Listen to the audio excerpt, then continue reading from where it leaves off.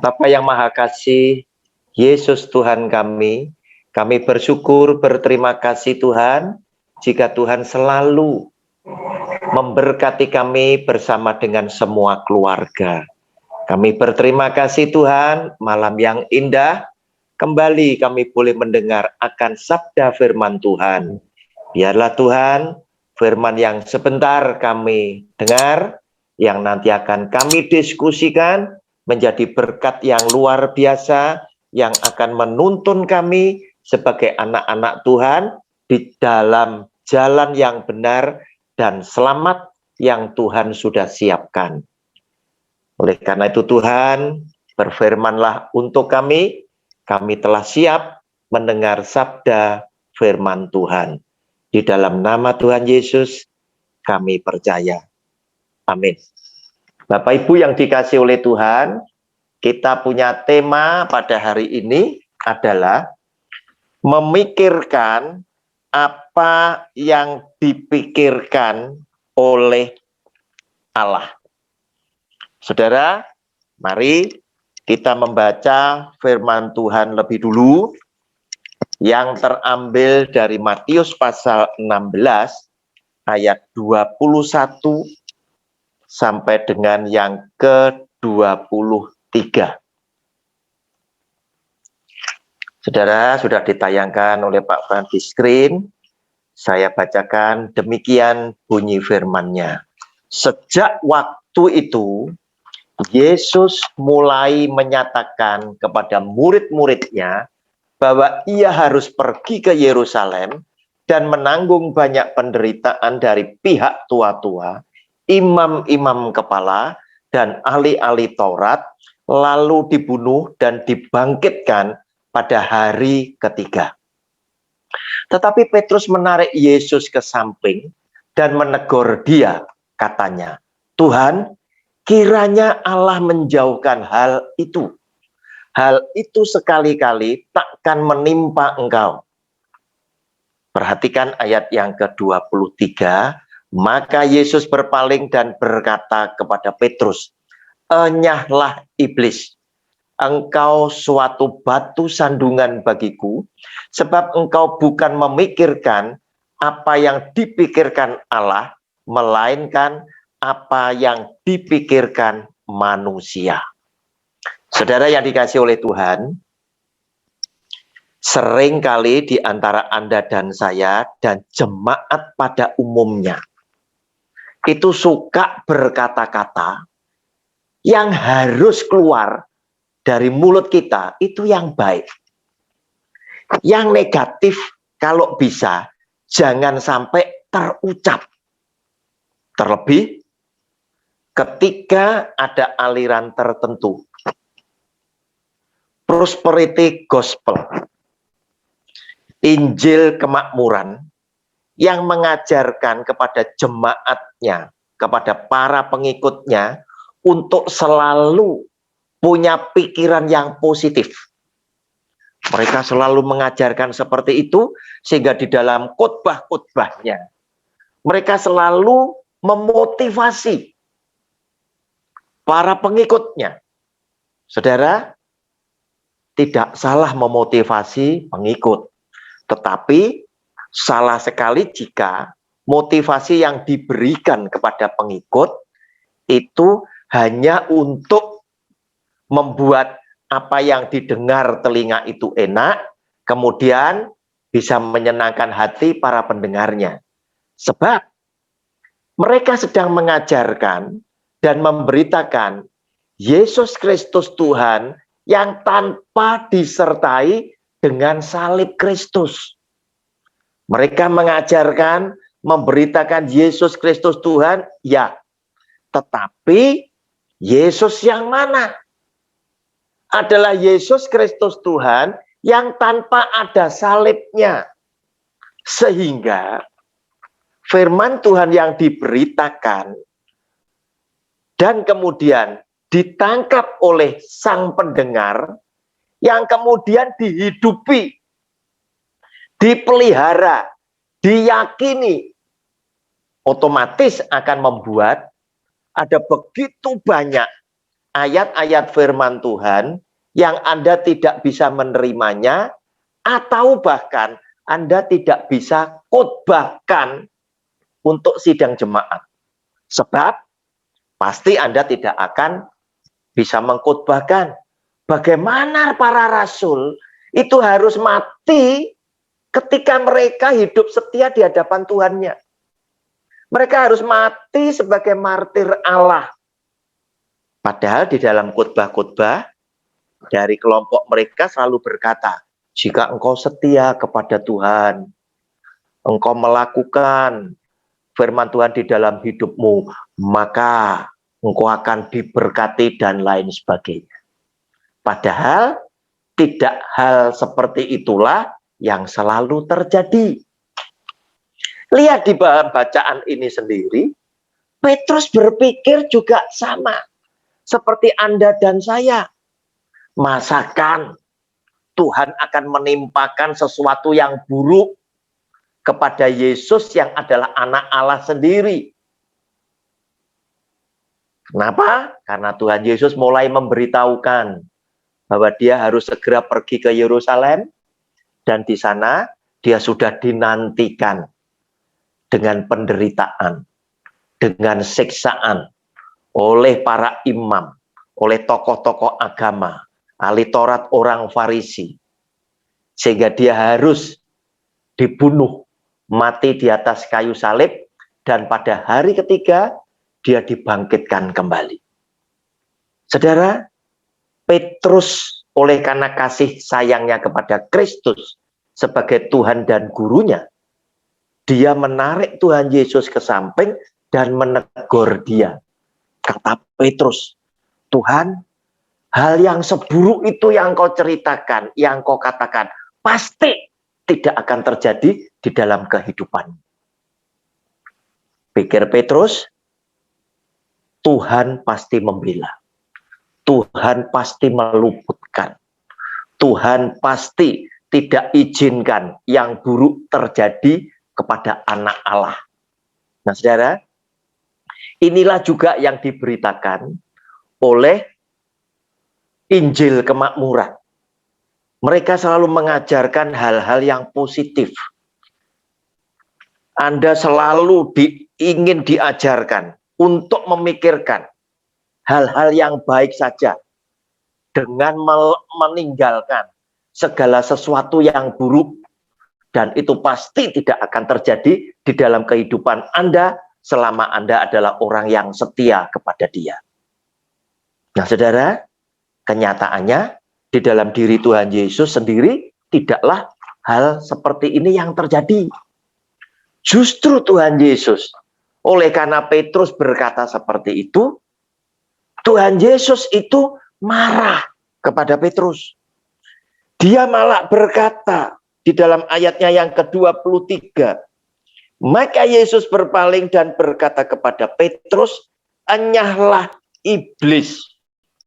Lihat, Petrus dimaki oleh Tuhan Yesus dan dia berkata, enyahlah iblis, engkau suatu batu sandungan bagiku.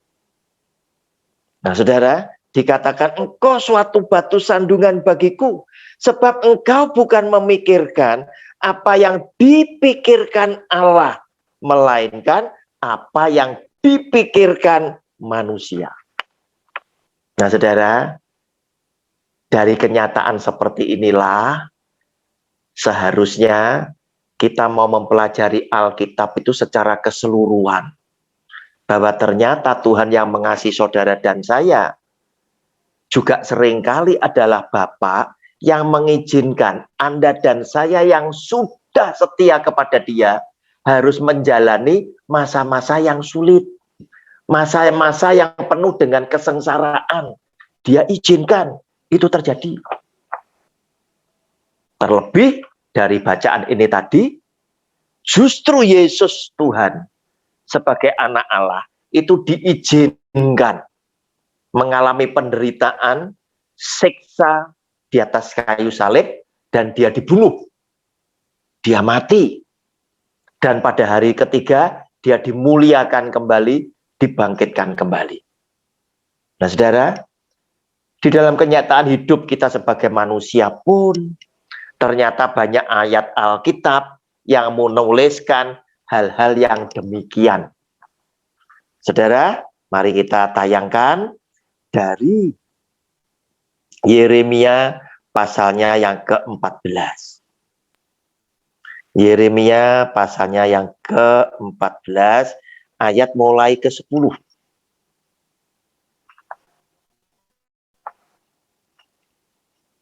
Yeremia pasal 14 mulai ayat yang ke-10 hingga ke-16, demikian bunyi firman.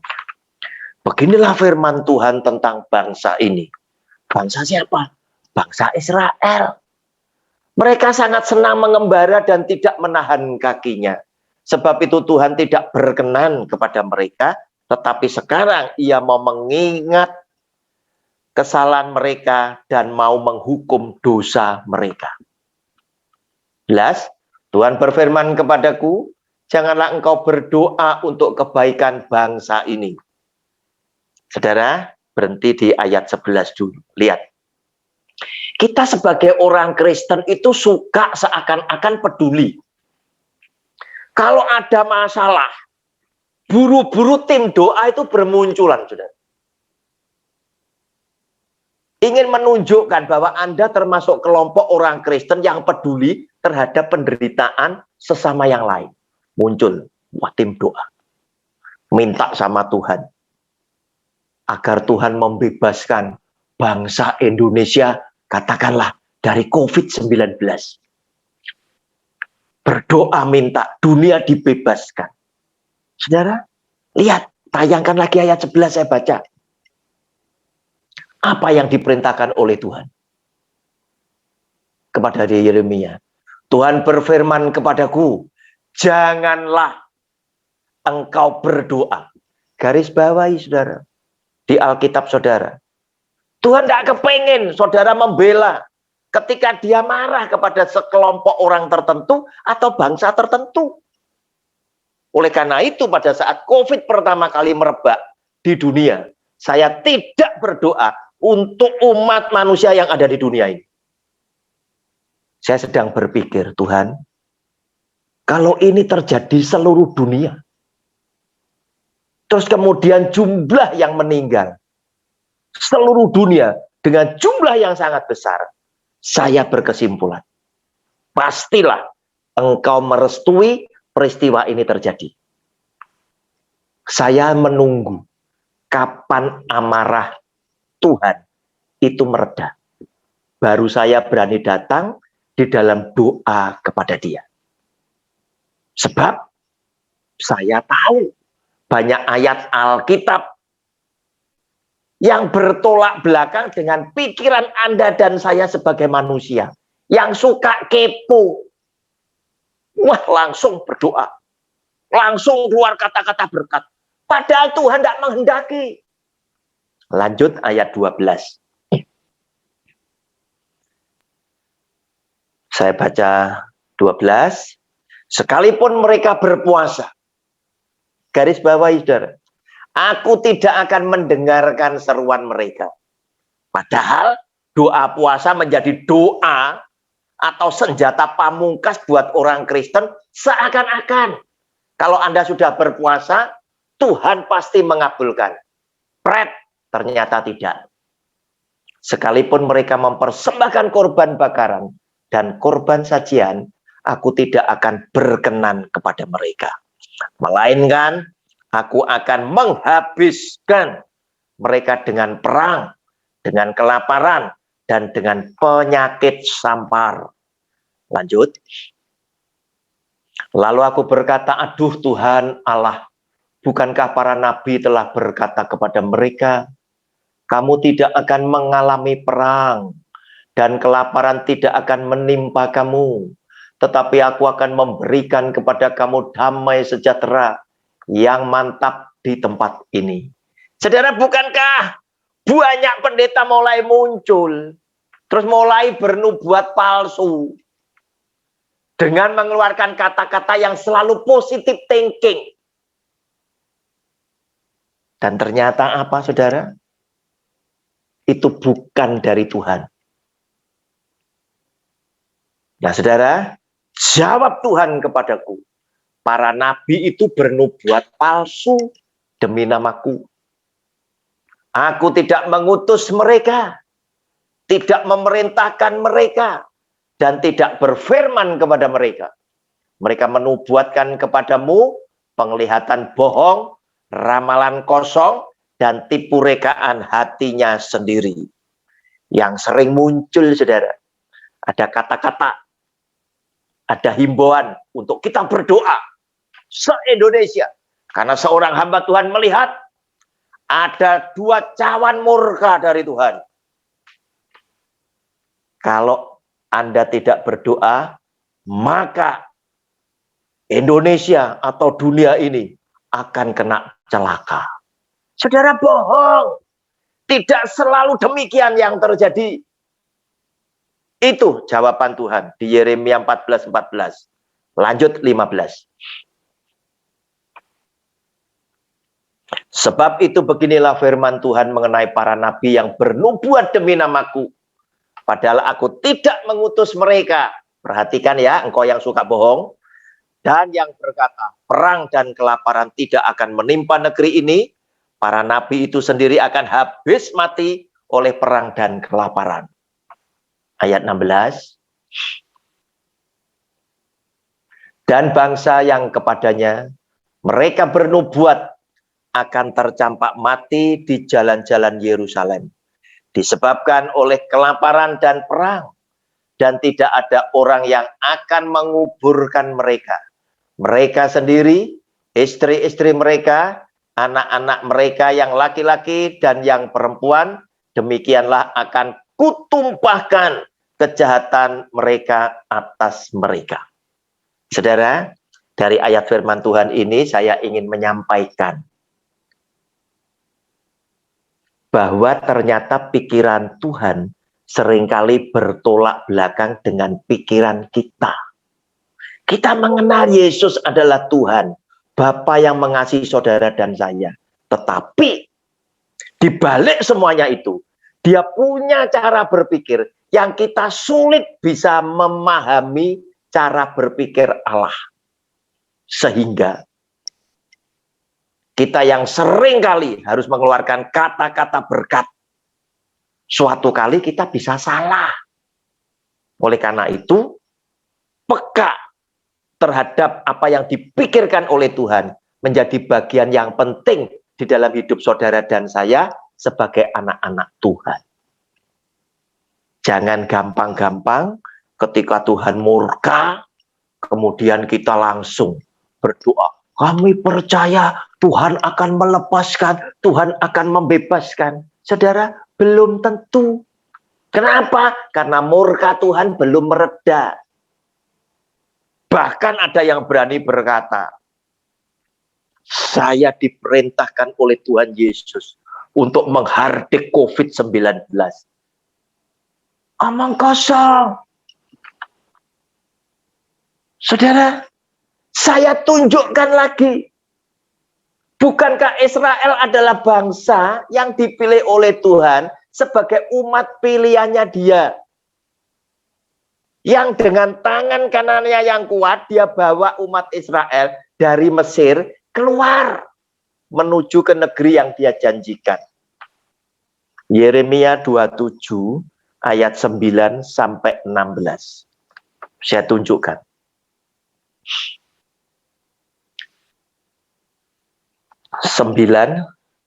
27 ayat 9.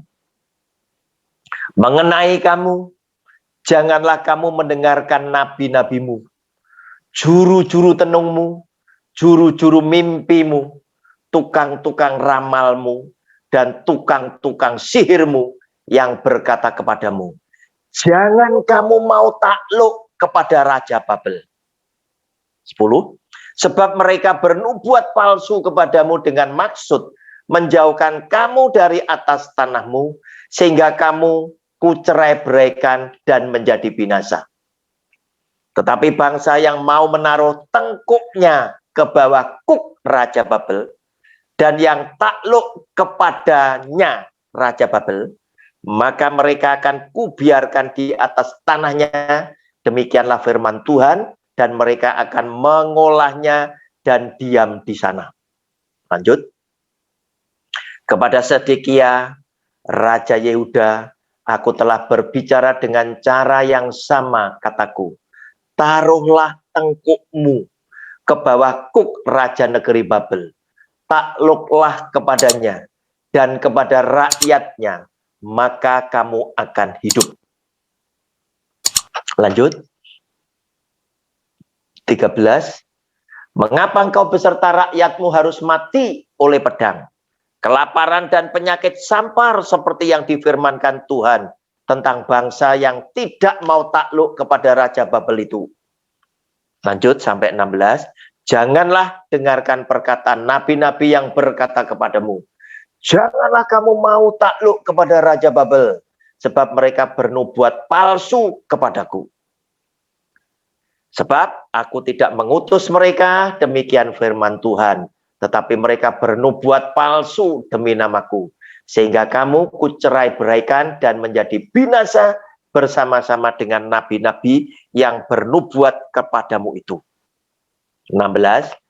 Juga kepada imam-imam dan kepada seluruh rakyat itu aku berbicara, kataku. Beginilah firman Tuhan. Janganlah dengarkan perkataan nabi-nabimu yang bernubuat kepadamu. Sesungguhnya perkakas-perkakas rumah Tuhan tidak berapa lama lagi akan dibawa kembali dari Babel, sebab mereka bernubuat palsu kepadamu. Bapak Ibu, aneh sekali. Justru Tuhan tuh menghendaki semua bangsa termasuk umat Israel itu menyerah, itu takluk di bawah Raja Babel.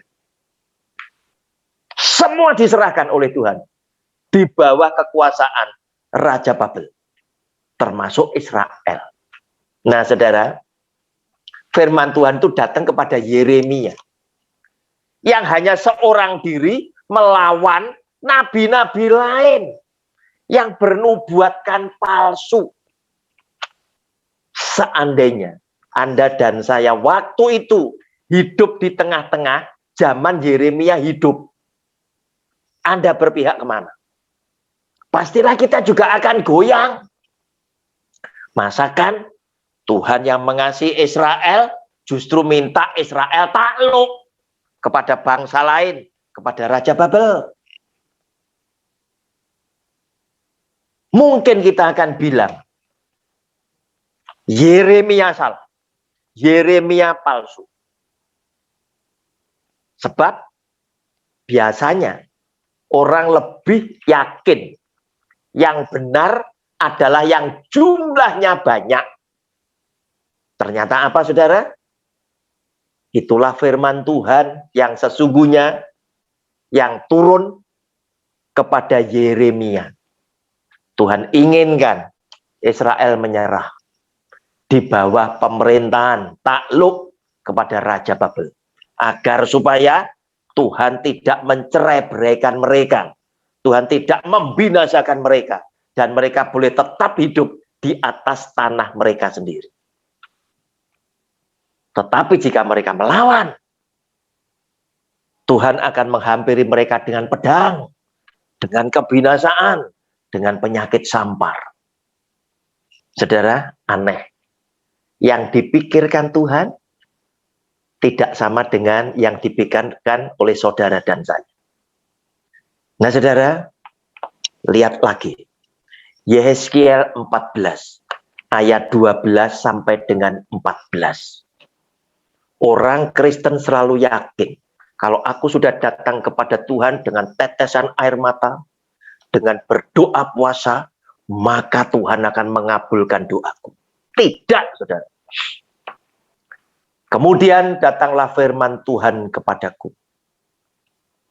Hai anak manusia, kalau sesuatu negeri ya, negara, berdosa kepadaku, yaitu bangsa, dengan berubah setia, dan aku mengacungkan tanganku melawannya dengan memusnahkan persediaan makanannya dan mendatangkan kelaparan, atasnya dan melenyapkan dari negeri itu manusia dan binatang.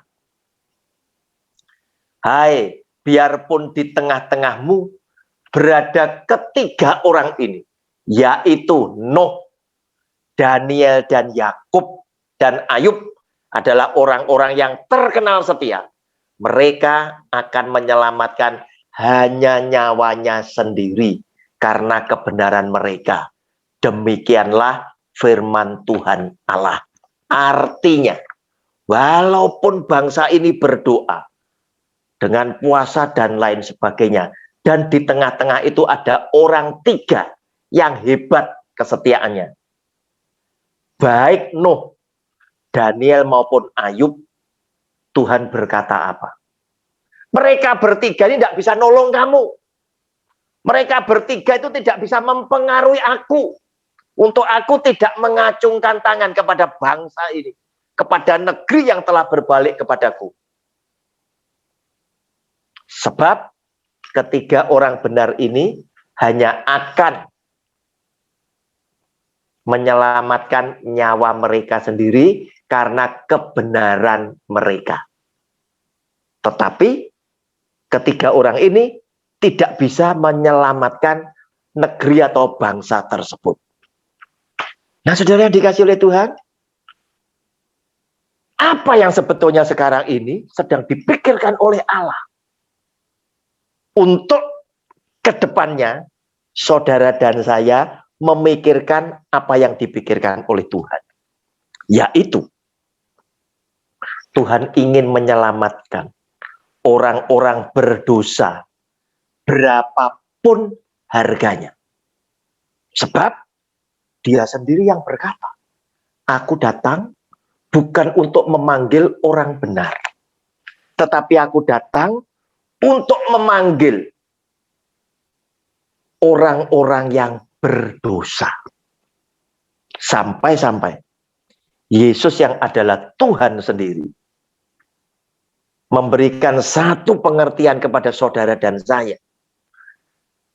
Seorang yang punya 100 domba, di mana dia kehilangan yang satu,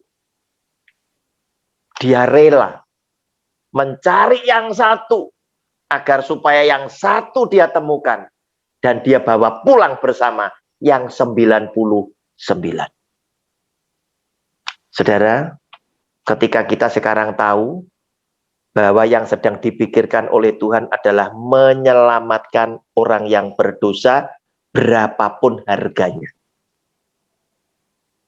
Apa peran kita untuk kita bisa mendukung jalan pikiran Tuhan, sehingga dengan kita mendukung apa yang dilakukan oleh Tuhan, kita juga bisa disebut seperti Bapak Abraham sebagai sahabat Allah. Saudara, sahabat itu memahami apa yang dipikirkan oleh sahabat. Sebab seorang sahabat itu selalu datang kepada sahabatnya untuk curhat. Sehingga kalau Anda bersahabat dengan seseorang, Anda pasti akan bilang tentang dirinya, aku tahu A sampai Z, aku paham. Itulah sahabat. Nah, saudara, yaitu yang pertama.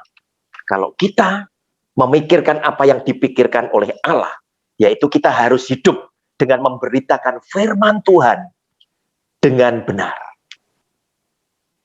Dan saya senang, berbahagia, banyak anak-anak Tuhan, pelayan-pelayan Tuhan, yang sudah on the track. Tinggal, apakah pelaksanaannya juga sudah benar. Mereka selalu rindukan menyelesaikan amanat agung. Wah, hebat ini. Sudah benar.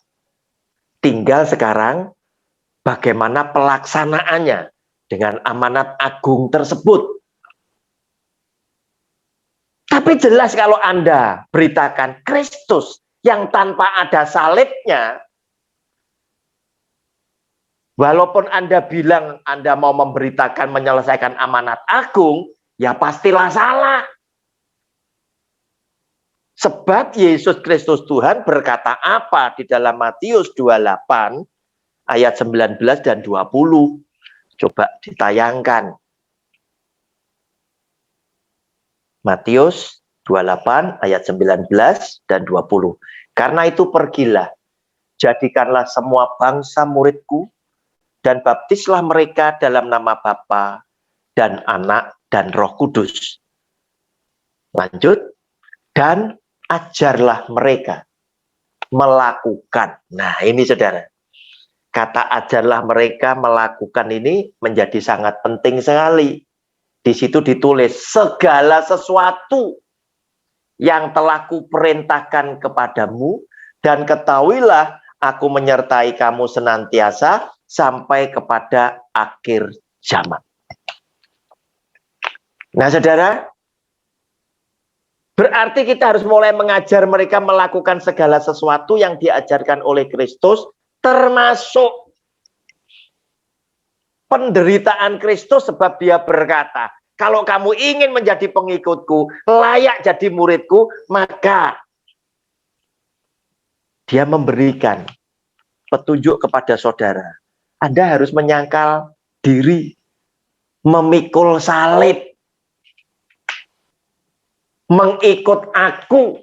Sedangkan ajaran daripada positive thinking ini tadi, Injil kemakmuran, itu tidak pernah memberitakan tentang salib Kristus.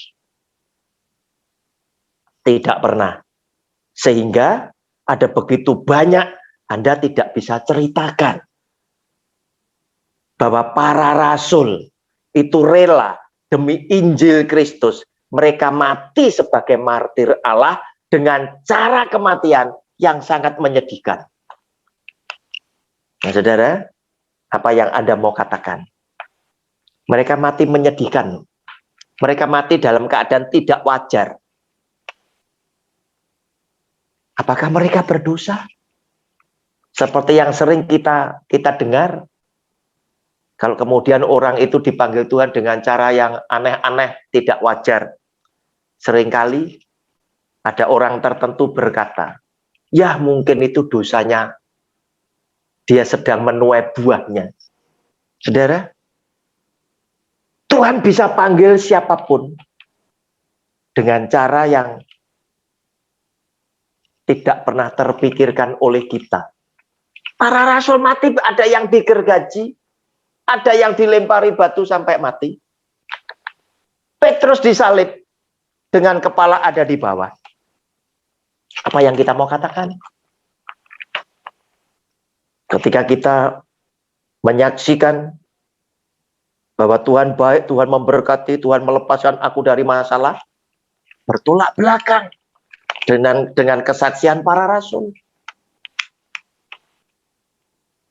Nah saudara, kau yang hidup dengan segala macam kemewahan, pasti juga tidak bisa berkata seperti Petrus dan Yohanes yang berkata dengan penuh iman kepada orang yang lumpuh sejak dia lahir.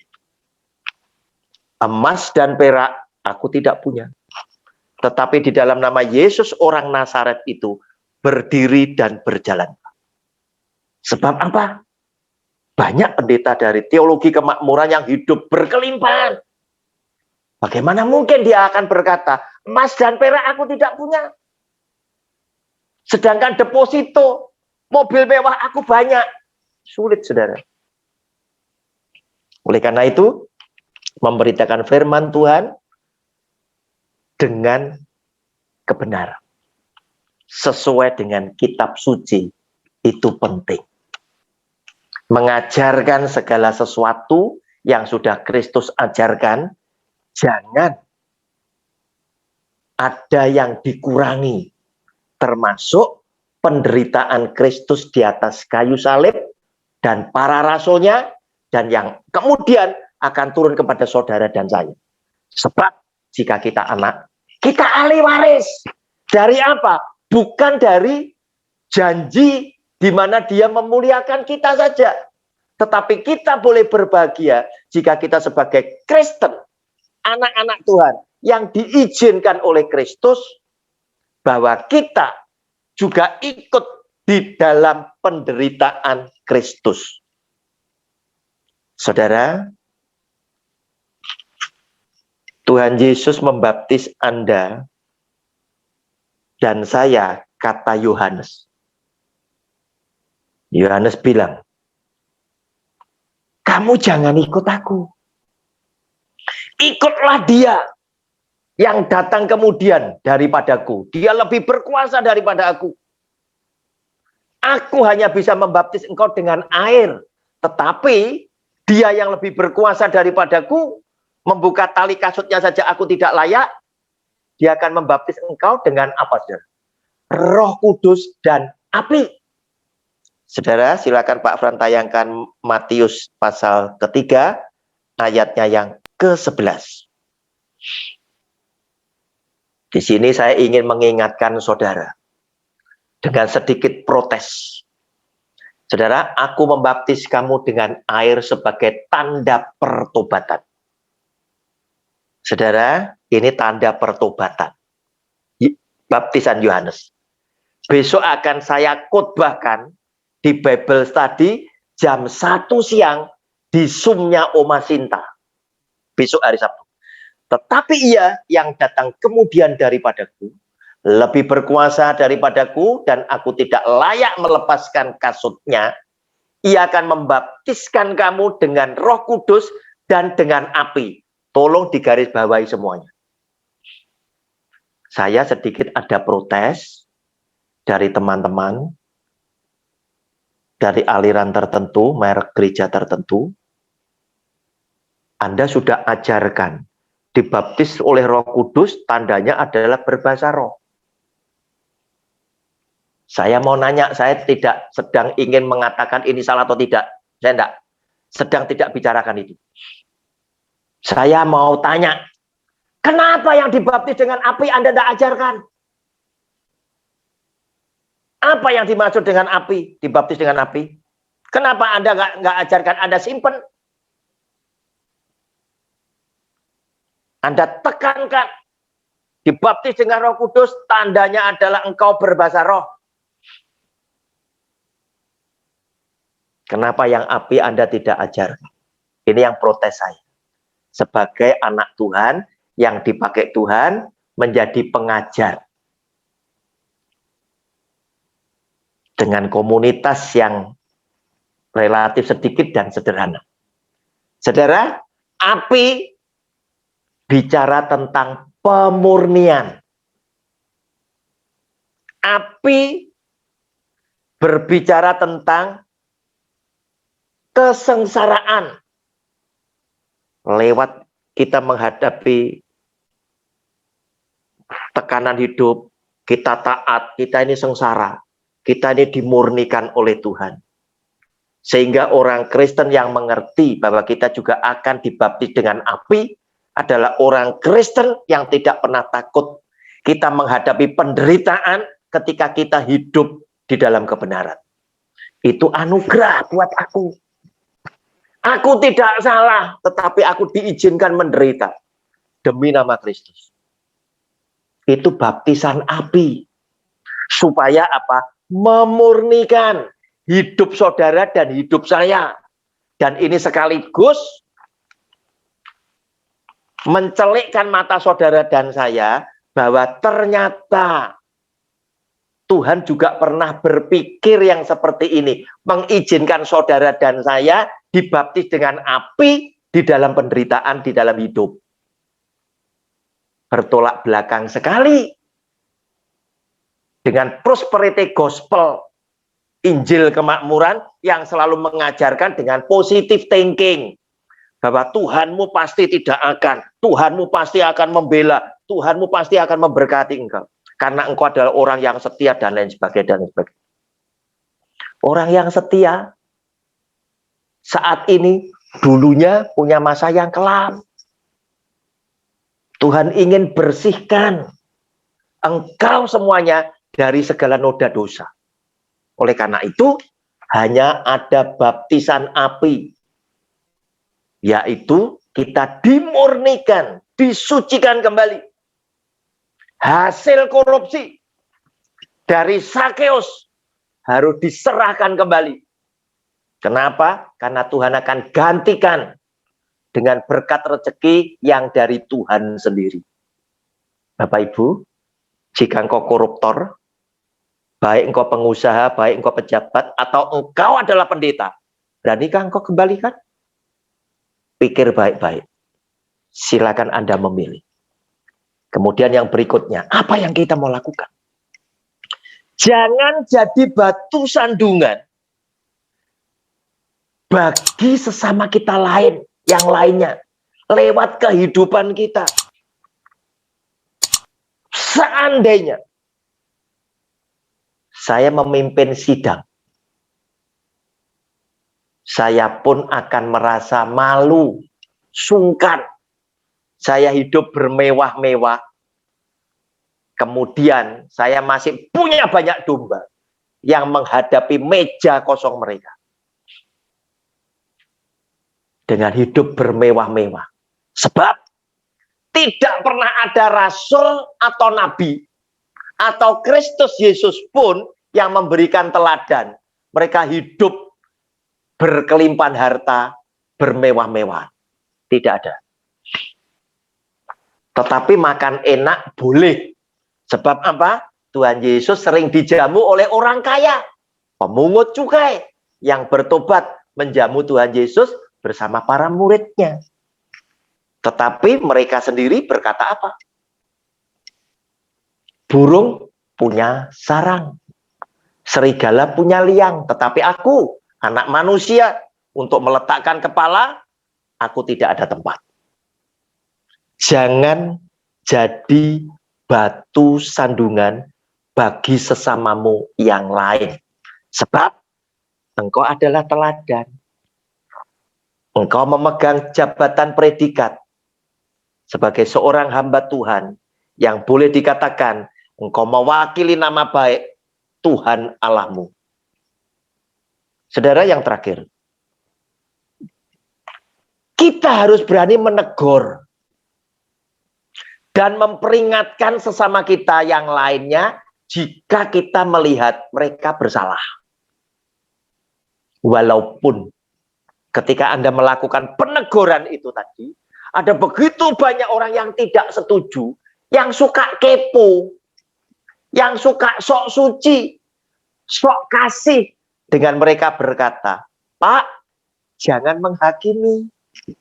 Khususnya kelompok-kelompok mereka. Saudara, cuekkan itu semua. Karena Yesus Kristus Tuhan ajar juga saudara dan saya menegur kelompok tertentu dengan kata-kata kutukan. Saudara, secara cepat saya tunjukkan dulu. Secara cepat saya tunjukkan. Tayangkan Matius 23. Ayatnya ke-13 dulu.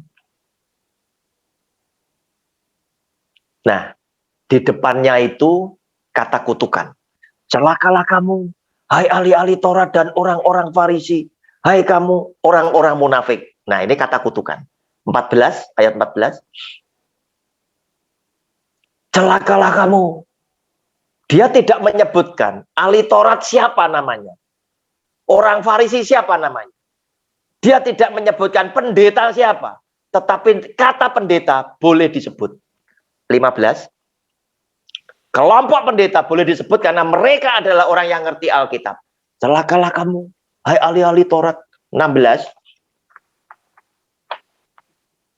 Celakalah kamu. 23.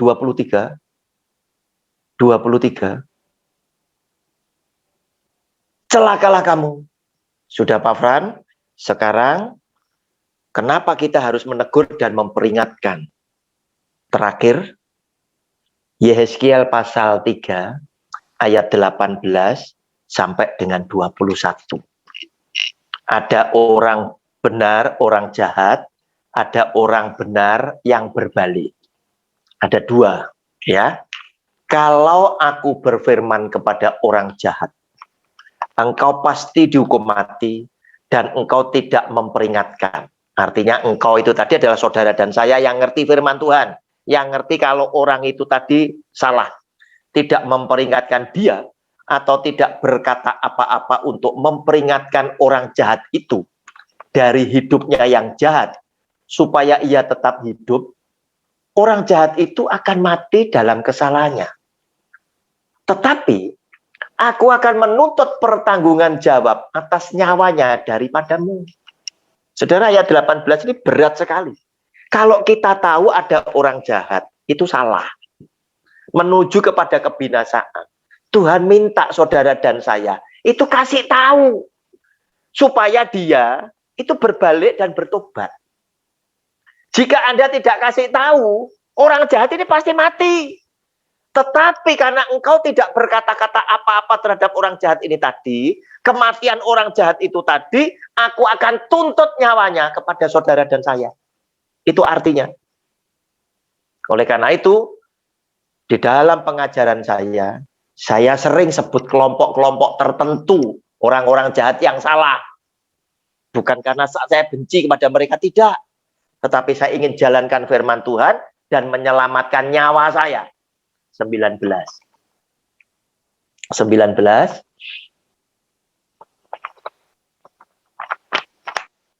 Tetapi jikalau engkau memperingatkan orang jahat itu, dan ia tidak berbalik dari kejahatannya, dan dari hidupnya yang jahat, ia akan mati. Orang jahat itu akan mati dalam kesalahannya.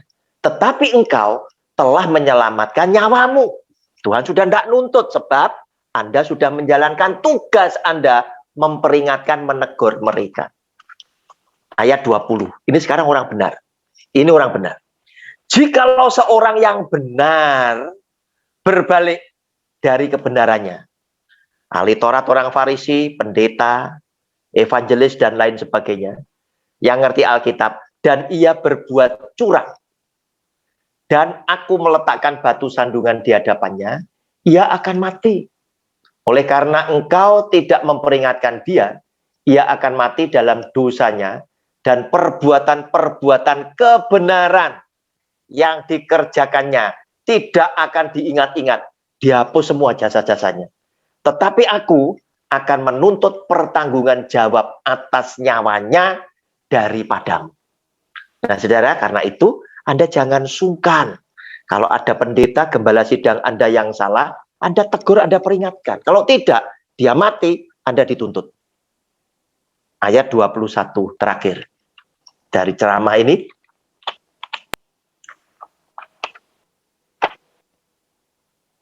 Tetapi jikalau engkau memperingatkan orang yang benar itu supaya ia jangan berbuat dosa, dan memang tidak berbuat dosa, ia akan tetap hidup. Dia bertobat maksudnya.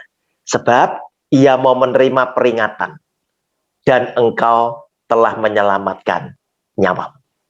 Bapak Ibu, inilah tema yang hari ini kita diskusikan, yaitu memikirkan apa yang dipikirkan Allah. Biarlah ini memberkati saudara dan saya. Amin. Saya persilakan sesi tanya jawab bisa dimulai. Terima kasih Bapak Evangelis Roni Suwono yang sudah menyampaikan firman-Nya untuk dibawa ke sharing. Dan kali ini saya akan buka ruang tanya jawab. Siapa yang mau bertanya pasti dijawab. Saya persilakan, waktu dan tempat saya persilakan buat Bapak Ibu Saudara sekalian. Silakan. Yang pertama mau bertanya siapa? Silakan Bapak Ibu. Di sini juga hadir sahabat saya Pak Cunwi. Beliau ini adalah pendekar yang sudah sepuh ya. Tetapi saya senang Pak Cunwi nanti akan kita jadwalkan di Sumnarwastu bulan depan mulai Mei, selalu tampil dalam Bible study di Jumat yang pertama. Bapak Ibu silakan, siapa yang mau bertanya? Seputar dengan tema kita tadi, silakan. Silakan. Dengan tema memikirkan apa yang dipikirkan Allah. Itu temanya. Dan apa saja yang sudah dibahas firman-Nya, kalau kurang paham boleh dipertanyakan. Mari. Silakan, ada Pak Huntal Sagala, Ya, ada Pak Januel. Siapa yang mau bertanya lebih dahulu silakan.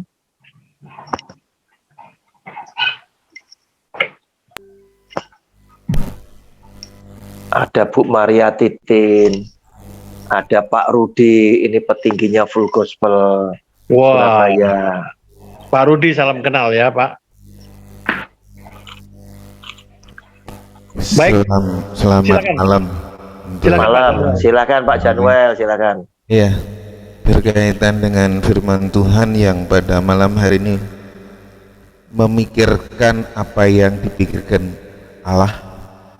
Ya.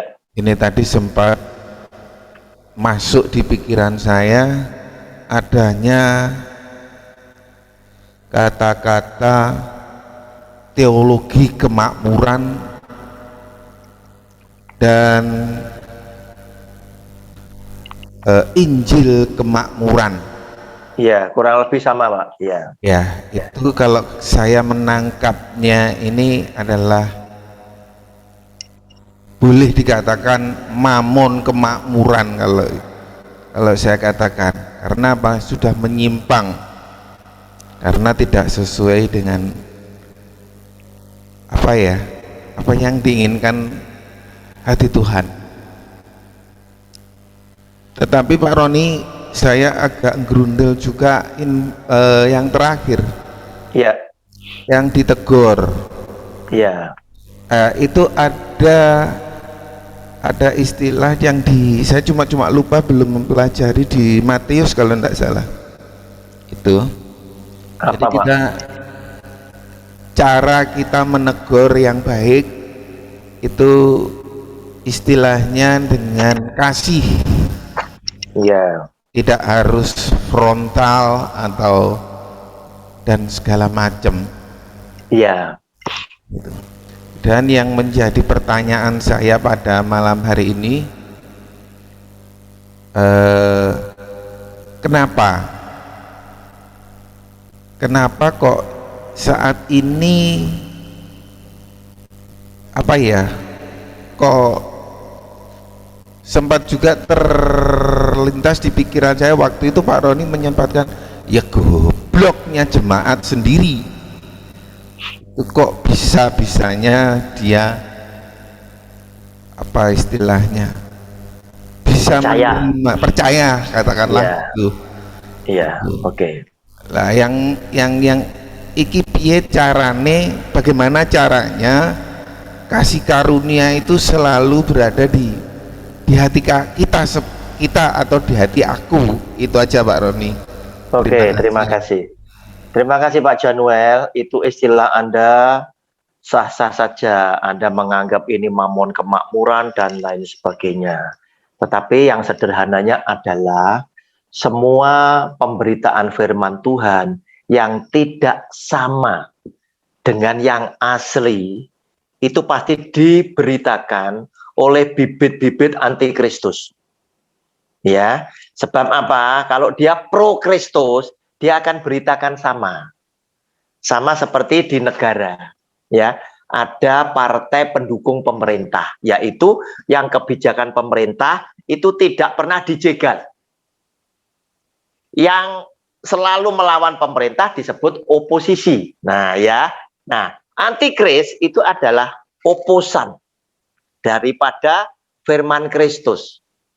Nah, saya kasih contoh. Tadi Pak Januel bilang, ya, kenapa? Kan itu kan ada caranya menegur orang itu dengan kasih. Diajarkan oleh hampir semua pendeta, kan begitu ya. Tetapi saya katakan, mohon maaf bicara, tak tunjukkan bagaimana busuknya para pendeta mengajarkan ini. Ternyata apa? Mereka tidak fair mengajarkannya. Ya, mereka mengajarkannya tidak fair. Silakan ditayangkan Pak Fran, Matius pasal 18 mulai ayat 15, 16 dan 17. Saya ingin kasih tahu kepada Bapak Ibu sekalian, yang ayat 17 itu jarang diajarkan. inilah yang saya bilang tidak fair. Ya. Apabila saudaramu berbuat dosa, tegurlah dia di bawah 4 mata. Tujuannya apa? Supaya kesalahannya dia, aibnya dia, dosanya dia, itu tidak diketahui oleh semua orang. Cuma cukup kita 4 mata. Jika ia mendengarkan nasihatmu, engkau telah mendapatkannya kembali. Saudaramu bertobat, beres urusannya. Kalau bertobat, kan begitu. Ya. Jika ia tidak mendengarkan engkau, tidak bertobat loh.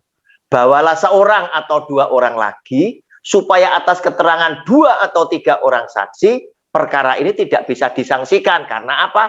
Anda sudah bawa 2-3 orang saksi yang mengetahui perbuatan saudaramu tersebut. Kalau bertobat, kalau tidak bertobat, biasanya pendeta motong dari sini, di dalam khotbahnya di mimbar. Ya kita doakan saja. Semoga Tuhan nanti menyadarkan mereka. Ini kalau Anda lihat sendiri di dalam WA, Anda buka sendiri, ya nanti saya tunjukkan. Itu keluar hurufnya warna merah. Artinya keluar dari mulut Tuhan Yesus sendiri. Tetapi nanti lewat ayat selanjutnya, saya bisa buktikan kalau ini keluar dari mulut Tuhan Yesus. Kita nanti akan baca di, ayat 18 dan seterusnya. Lihat ya, sekarang ayat 17. Jika ia tidak mau mendengarkan mereka, kata Tuhan Yesus, sampaikanlah soalnya kepada jemaat. Boleh diflorkan, ini gak pernah diajarkan. Kenapa? Karena pendeta juga merasa, kalau saya ajarkan gini, jangan-jangan senjata makan tuan. Nah ini tadi ya, bahaya ini ya. Jangan-jangan senjata makan tuan. Kenapa? Karena dosa aib keluarga pendeta itu jadi konsumsi para jemaat. Menjadi konsumsi publik. Mereka takut juga. Harusnya mereka fair ajarkan. Dan jika ia tidak mau juga mendengarkan jemaat. Jemaat sudah mulai rasan-rasan ini. Tapi orang tersebut tetap seperti itu. Pandanglah dia sebagai seorang yang tidak mengenal Allah atau seorang pemungut cukai. Pak Januel, sudah ya, ini ya. Berarti apa? Banyak pendeta iku gak fair ngajar. Ya. Karepe Tuhan, kalau bisa itu ditobat nih 4 mata. Kalau ndak bisa, panggil saksi 2-3 orang. Nek iso seperti itu selesai. Nek ndak iso, ngomongno jemaat. Betul ndak? Begitu kita ngomong jemaat, semua pada komentar gimana? Pak Roni, jangan menghakimi. Kan begitu ya. Ini loh nasihat dari Tuhan Yesus. Sekarang saya buktikan bahwa ini keluar dari mulut Tuhan Yesus. 18 sampai 20. Tayangan Pak Fran 18 sampai 20. Aku berkata kepadamu, sesungguhnya apa yang kamu ikat di dunia ini akan terikat di surga, dan apa yang kamu lepaskan di dunia ini akan terlepas di surga. Dan lagi aku berkata kepadamu, jika 2 orang daripadamu di dunia ini sepakat meminta apapun juga, permintaan mereka itu akan dikabulkan oleh Bapakku yang di surga. Sebab di mana 2 atau 3 orang berkumpul dalam namaku, punya besar, ya. Berkumpul dalam namaku, di situ aku ada di tengah-tengah mereka. Berarti pembacaan tadi mulai 15 sampai dengan 20 keluar dari mulut Tuhan Yesus sendiri. Artinya Tuhan Yesus ngajari yang demikian yang oleh banyak pendeta gak wani diajarne, khususnya ayat 18. Demikian Pak Januel, bisa difahami. Ada yang lain? Terima kasih. Silakan, barangkali ada yang lain. Silakan. Baik, terima kasih Pak Januel Panjaitan yang sudah Silakan. Pertanyaan yang pertama. Saya buka lagi yang lain, mungkin ada. Silakan, ini silakan. Ada sahabat sekolah saya ini, Dr. Suwito Harsono. Wah, silakan iya. Pak Dokter. Silakan. Ini dokter yang dulu kalau sekolah saya ulangan mesti nyontoh dia ini. Silakan Pak Huntal kalau ada yang mau ditanyakan, silakan Pak.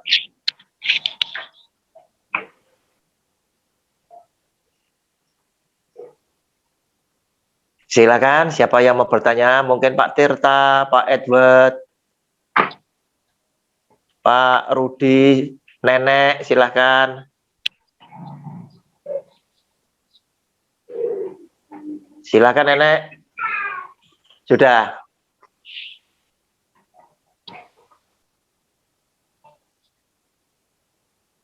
Silakan, siapa lagi yang mau bertanya? Silakan, silakan. Atau cukup? Besok tema saya jam 1 itu. Nenek mau bertanya, Pak. Sudahkah kamu menerima Roh Kudus? Silakan Nenek. Saya mau bertanya, Pak. Ya, silakan. Saya pernah menghadiri satu seminar di mana bahwa pengusaha-pengusaha itu diperlukan untuk penginjilan karena mereka lah yang punya uang. Sebab penginjilan tanpa uang itu tidak jalan. Sebab itu nyatanya sekarang tanpa uang tidak akan bisa berjalan, sehingga tanpa pengusaha juga penginjilan itu sulit. Nah, waktu saya tanyakan bagaimana firman Tuhan mengatakan, Tuhan Yesus mengatakan, jangan kamu bawa apa-apa, tongkat pun jangan. Nah, saya tanyakan begitu, bagaimana jawaban mereka? Bahwa jawaban mereka mengatakan bahwa itu dulu, gitu, zamannya Tuhan Yesus. Jadi kalau sekarang sudah tidak berjalan kalau begitu, katanya begitu. Bagaimana menurut Pak Roni? Nenek, kita tampilkan dulu ayat yang Nenek sebut tadi. Matius pasal 10 ayat 7. Matius pasal 10 ayat 7 sampai dengan yang ke-10. Pergilah dan beritakanlah kerajaan surga sudah dekat. Lanjut. Sembuhkanlah orang sakit, bangkitkanlah orang mati, tahirkanlah orang kusta, usirlah setan-setan. Kamu telah memperolehnya dengan cuma-cuma. Karunia itu, karena itu berikanlah pula dengan cuma-cuma. Artinya Tuhan Yesus ingin sampaikan, pelayan Tuhan yang asli adalah yang gratis. Ya, janganlah kamu membawa emas atau perak atau tembaga dalam ikat pinggangmu ketika engkau aku utus. Janganlah kamu membawa bekal dalam perjalanan, janganlah kamu membawa baju 2 helai, kasut atau tongkat, sebab seorang pekerja patut mendapat upahnya. Bapak Ibu, inilah yang disampaikan oleh Tuhan Yesus kepada saudara dan saya, dan kepada para rasulnya, ketika firman Tuhan ini ditulis. Kemudian, zaman sekarang, saya prihatin kalau ada pelayan Tuhan itu dia ngomong seperti yang disampaikan Nenek. Oh, itu bisa berlaku karena zamannya Tuhan Yesus. Zaman sekarang sudah berubah. Nah, disinilah berarti apa? Anda tanpa sadar, Anda tidak mengakui bahwa Alkitab kita ini tadi, ya, itu berlaku sampai selama-lamanya. Bahkan Tuhan Yesus berkata apa? Tidak boleh ada 1 titik 1 koma pun dari firmanku itu boleh terhilang. Lebih mudah langit dan bumi itu lenyap daripada firmanku. Nah, artinya apa? Tuhan Yesus ingin menjamin bahwa ini up to date sampai dengan dunia ini selesai. Ya, ini tetap. Nah, tafsir yang diberikan itu begini. Memang para rasul tidak perlu bawa duit, ya, tidak perlu. Sebab bagaimana? Sebab nanti Tuhan yang akan mempertemukan.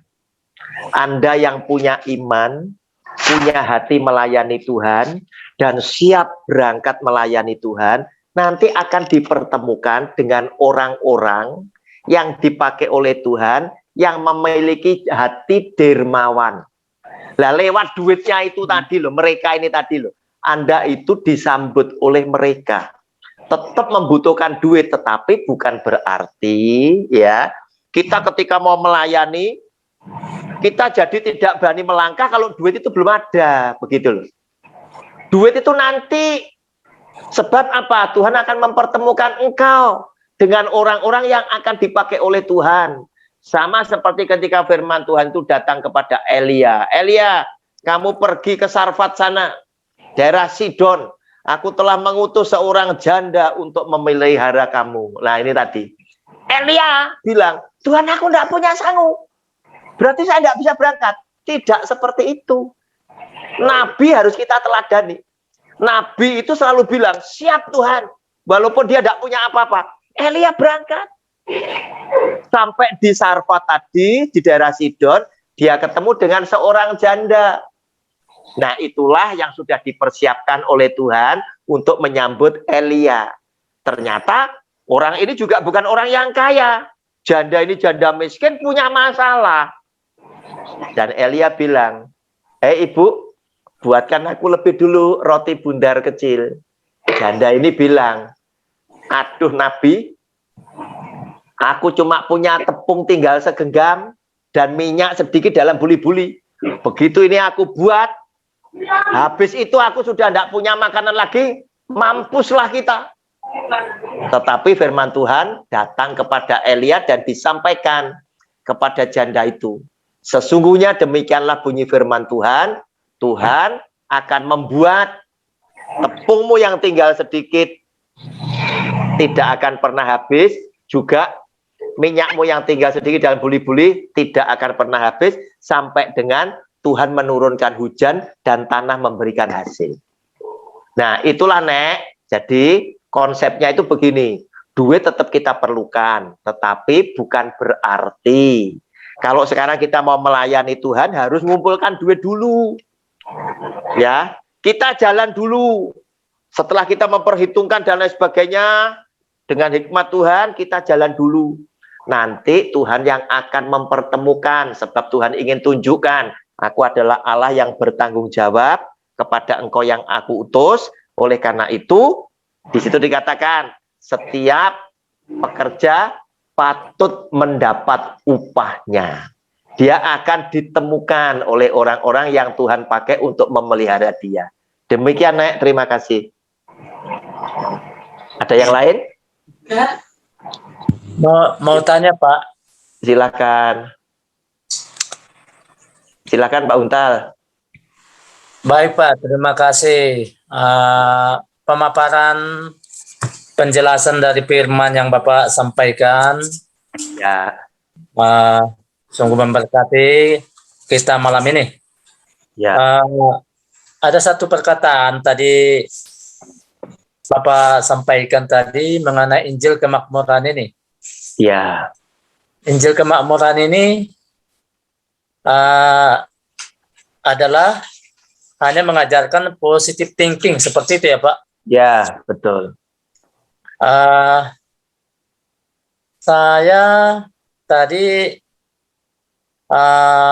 terkesima perkataan Bapak tadi, Injil Kemakmuran tidak pernah memberitakan salib.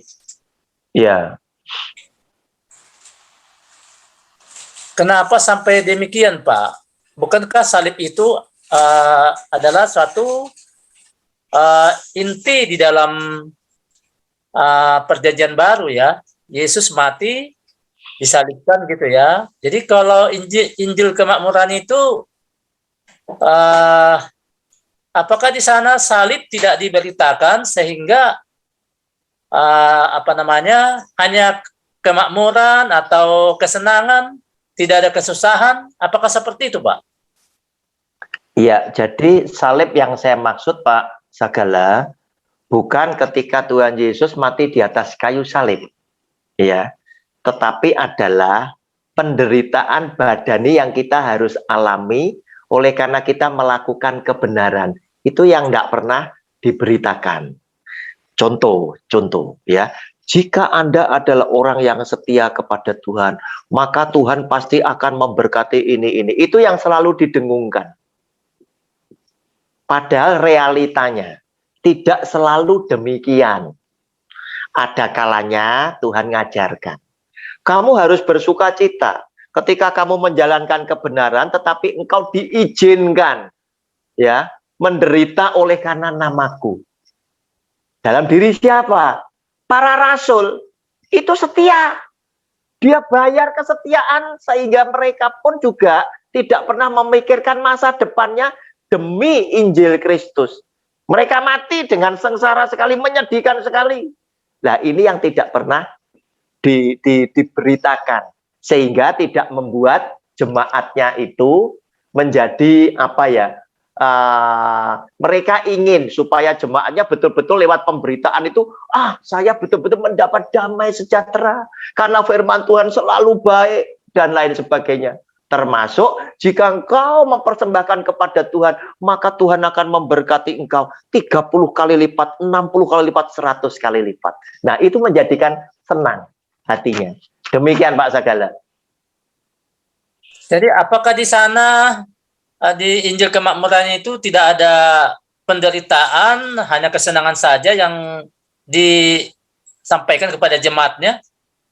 Bapak bisa lihat di videonya. Gereja-gereja di sekeliling kita adalah faham yang seperti itu. Bapak bisa lihat di videonya, di khotbahnya. Semua kemudian yang mereka teriak-teriak, ya, lah itu tadi. Orang itu suka jika dia diberi kepentingan, Pak. Contoh, ketika engkau mempersembahkan, mengembalikan persepuluhan, maka Tuhan akan memberkati engkau berlimpah-limpah, anak, cucu, cicit, keturunan, semua teriak. Tuhan membukakan tingkap langit, ya, dengan ekspresi dan lain sebagainya. Anda langsung sebagai pendengar merasa, aduh, rezeki turun semua. Padahal tingkap langit itu apa sih, Pak? Itu Tuhan memberikan hujan agar supaya apa? Agar supaya tanah memberikan hasil. Tuhan memberikan hujan. Nah, saya carikan ya. Ayatnya ya, ayatnya yang Tuhan memberikan hujan ya. Ulangan 28 ayatnya yang ke-12. Nanti Pak Buntal Sagala ini dicocokkan dengan Maleakhi 3 ayat 10 Pak ya. Tuhan akan membuka bagimu perbendaharaannya yang melimpah, yakni langit, garis bawahi Pak, untuk memberi hujan bagi tanahmu pada masanya dan memberkati segala pekerjaanmu sehingga engkau memberi pinjaman kepada banyak bangsa, tetapi engkau sendiri tidak meminta pinjaman, sebab pada waktu itu Pak ya, pada waktu itu mereka itu bekerjanya itu memang petani. Jangankan pada waktu itu, zaman sekarang kalau Tuhan itu stop hujan 3,5 tahun, dunia ini kolap, Pak. Dunia ini kolap, nggak ada makan. Nah, itulah yang dimaksud.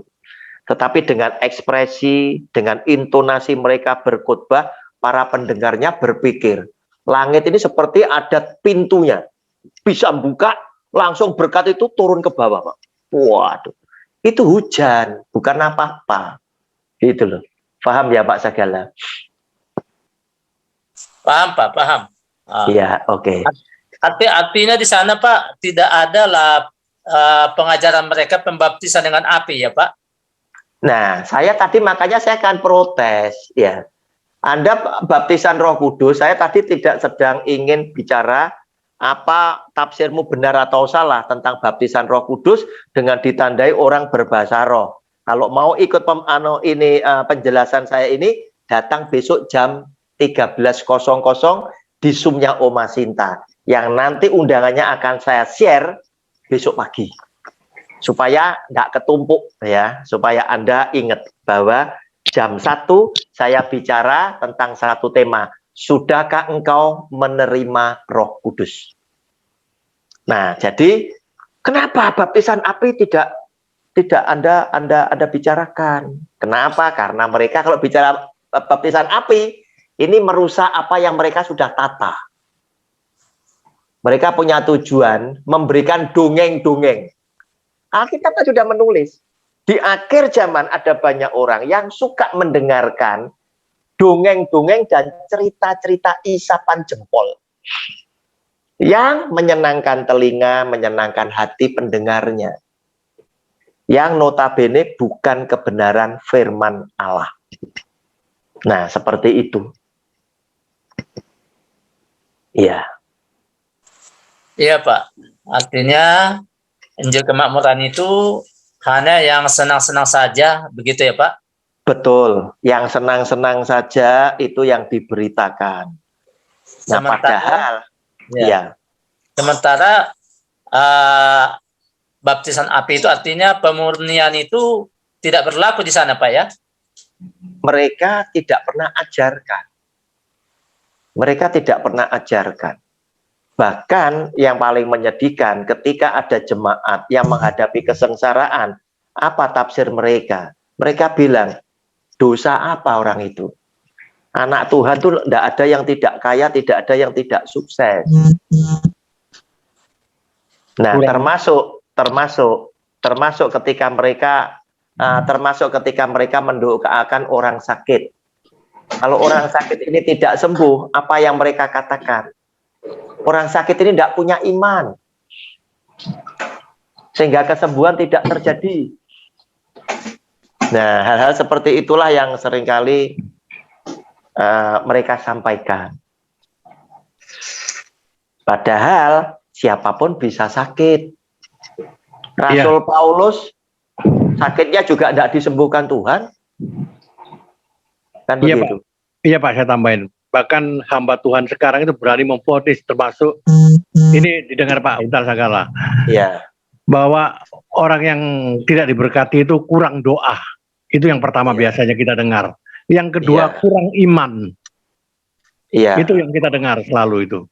Dan kalau Bapak katakan tadi hujan Pak, langit terbuka dicurahkan hujan. Dia plesetkan Pak. Berkat turun dari langit. Bukan hujan Pak. Iya. Nah makanya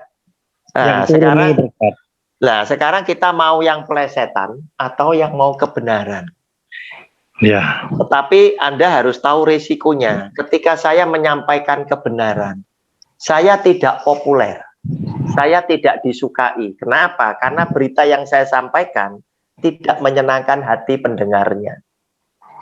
Tetapi yang penuh tipuan, Tuhan akan membukakan tingkap-tingkap langit. Wah, senang Pak.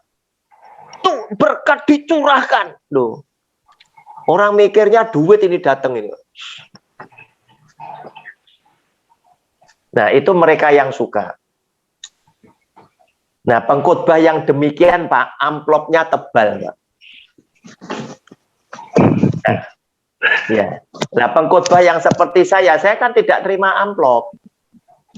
Tapi saya akan bebas jadi orang merdekanya Tuhan yang boleh bicara tentang kebenaran ini tanpa ada yang bisa membeli saya.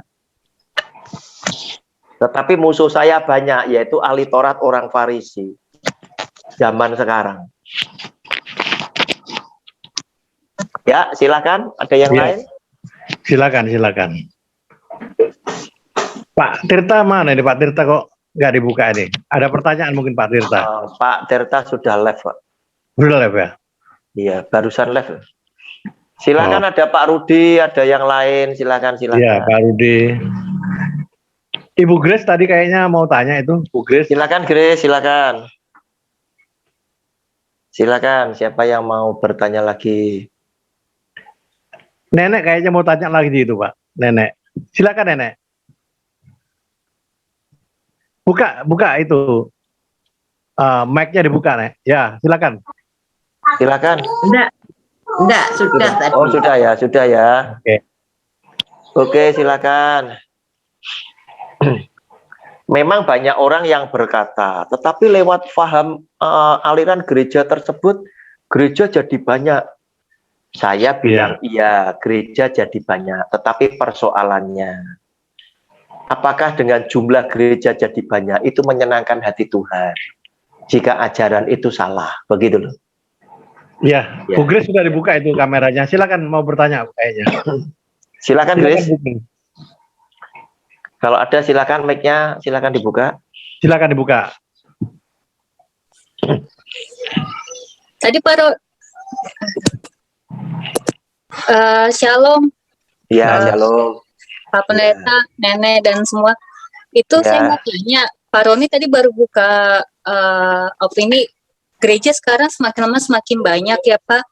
Saya bingung apakah itu menjadi berkat. Terus yang kedua, apakah itu menjadi apa ya untuk kita menjadi mengikut Tuhan Yesus? Karena saya beberapa kali nonton YouTube, mereka bangga dengan membangun beberapa gereja, bahkan katanya di Jawa itu sudah ada sekian, di Jakarta belum. Saya berpikir gini, sedangkan gereja di tempat saya aja HKBP kalau setiap minggunya aja kosong, apalagi di gereja-gereja yang akan dibangun gitu. Apakah itu akan mengurangi kepercayaan saya dan teman-teman, mungkin Bapak atau Ibu atau Nenek pun? Itu aja sih Pak pendapat saya. Terima kasih. Shalom.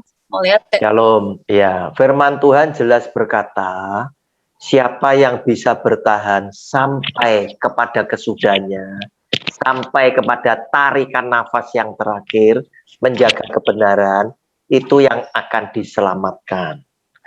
Dan Tuhan berkata, jangan engkau jadi orang yang bimbang. Orang yang bimbang itu sama seperti orang yang terombang-ambing. Dan orang yang bimbang itu tidak mendapatkan apa-apa. Oleh karena itu, Grace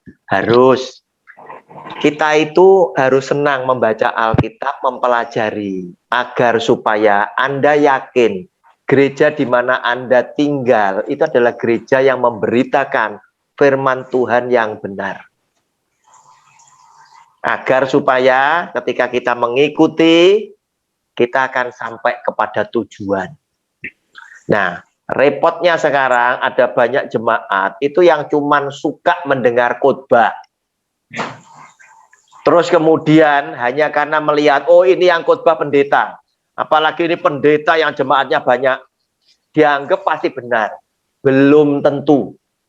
Ya, oleh karena apa? Di dalam Bible study yang saya selalu sampaikan, saya selalu berkata, jangan mudah percaya kepada pembicara siapapun, termasuk saya, sebelum Anda cocokkan dengan Alkitab. Oleh karena itu, Anda harus belajar, Anda harus rajin membaca, supaya Anda pun tahu tentang firman Tuhan. Ya, paham ya Grace? Siap. Makasih ya. Silakan yang lain. Mungkin Pak Cundwi kok belum bersuara ini. Silakan Pak. Ya. Bagi saya sudah cukup jelas Pak.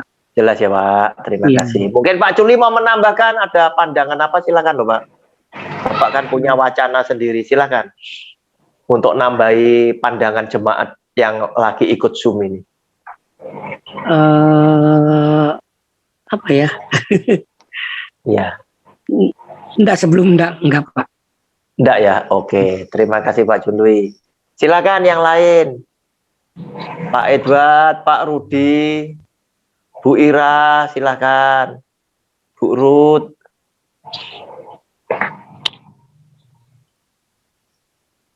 Bu Maria Titin, ada? Enggak ada? Cukup ya? Mungkin cukup Pak Michael, kalau enggak ada yang bertanya. Mungkin ini ada Pak satu. Shalom Pak Roni. Silakan. Shalom. Ya. Oke. Suaranya Pak Rudi nih. Silakan. Ya. Shalom Pak. Sorry Pak, saya masih off cam, tapi saya mau nanya nih. Iya, silakan. Saya off cam karena posisi saya Pak, kalau dibuka nanti enggak bagus. Iya, silakan Pak. Masih di keramaian. Itu tadi Pak Roni kan ada sampaikan. Iya. Orang itu kan masuk Kristen kan dibaptis, ada baptis air. Iya. Roh Kudus sama dibaptis api. Iya. Nah, orang kalau dalam usahanya mengalami masalah ekonominya tidak bagus atau masalah keluarga atau masalah apa aja dah, bisnis, kerjaan dan sebagainya lagi terpuruk. Itu kan karena ulahnya orang itu, Pak. Iya, betul. Karena dia ceroboh, dia tidak teliti, dia tidak cermat, tidak tekun, akhirnya mengalami masalah dalam kerjaannya atau usaha. Iya, betul. Ini ada sebagian hamba Tuhan yang bilang, oh orang ini sedang dibaptis api. Nah, kalau baptis api itu kan berarti kan datangnya dari Tuhan memproses orang ini menjadi sesuatu yang lebih baik, gitu loh. Tapi padahal itu karena kecerobohan dia, Pak, bukan karena Tuhan mau dia diproses jadi baik, gitu loh. Nah, yang ini mohon pencerahannya, Pak Roni. Terima kasih Pak. Iya. God bless. Terima kasih. Ya, Pak Rudi, yang dimaksud dengan baptisan api itu adalah seperti yang tadi saya katakan, termasuk para rasul yang mereka diizinkan oleh Tuhan menderita oleh karena melakukan kebenaran bukan kesalahan mereka demi nama Kristus. Itu baptisan api. Tetapi yang oleh karena kesalahannya kemudian dia mengalami penderitaan, itu layaknya kita bilang dia adalah orang yang sedang menuai buah dari benih yang dia tabur. Ya, karena kamu ceroboh, karena kamu salah. Jadi kalau hari ini kamu mengalami banyak perkara, wajar. Tidak ada sesuatu yang membanggakan Tuhan. Tidak ada sesuatu yang bisa membanggakan Anda sebagai anak Tuhan, sebab Alkitab berkata, bagaimana kamu bisa bangga jika kamu dipukul, kamu dihukum karena kesalahan kamu. Tetapi kita bisa bangga dan bisa berkata ini adalah anugerah dari Tuhan, jika aku boleh ikut menderita bersama Kristus karena aku melakukan kebenaran. Demikian Pak Rudi, terima kasih. Ya, Pak Roni, jelas Pak. Terima kasih Pak. Jelas ya. God bless. God bless. Oke, God bless. Tuhan berkati. Silakan yang lain. Silakan ada yang lain.